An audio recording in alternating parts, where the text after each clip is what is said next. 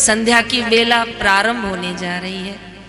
धीरे धीरे सूर्य अस्त की ओर और चंद्रमा के शुभ दर्शन प्रारंभ हो गए।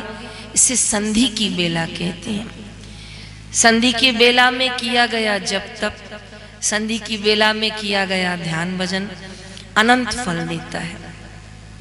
कोई भी लौकिक नया कार्य शुरू करना हो तो वो संध्या की बेला में न शुरू करे, उसके लिए संध्या की बेला को गुजर जाने दीजिए। लेकिन कोई अलौकिक कार्य करना हो, शास्त्र पढ़ना हो, जप करना हो, यज्ञ करना हो, तो आप संध्या की बेला में इसे और अनंत फलदायी पाएंगे। पर उद्घाटन करना है, यात्रा प्रारंभ करनी है, कोई मुहूर्त निकालना है, भोजन करना है, शयन करना है, नहीं, ये काम संध्या की बेला में वर्जित है।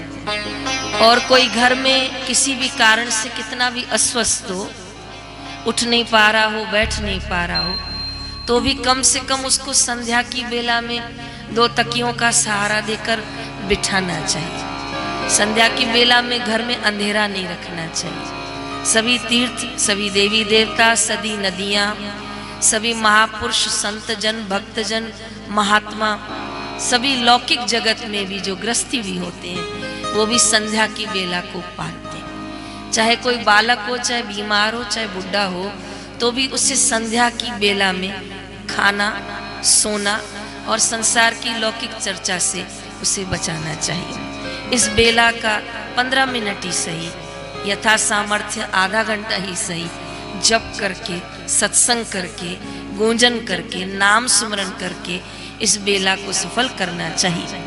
शास्त्रों में आता है कोई संध्या की बेला में यदि ध्यान भजन करता है, नाम स्मरण करता है, दीप प्रज्वलित, धूपवास आदि घर में करता है, तो उसके घर में सदैव बरकत बनी रहती है। नकारात्मक ऊर्जा, नेगेटिव पावर उसके घर में प्रवेश नहीं करती है। इसीलिए मेरा सभी साधकों से निवेदन है, कई बार हमारे बिजी शेड्यूल के कारण हम लोग संध्या कब गुजर जाती है हमें पता ही नहीं चलता कि सूर्यास्त हो भी गया।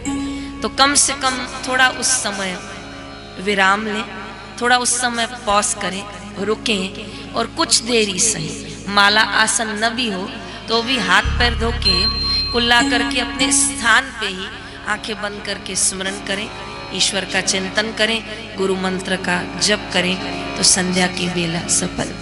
तो मन बुद्धि में कोई विचार चलते हो तो उसे विराम दीजिए। संध्या की बेला में व्यर्थ के चिंतन को निषेध कीजिए।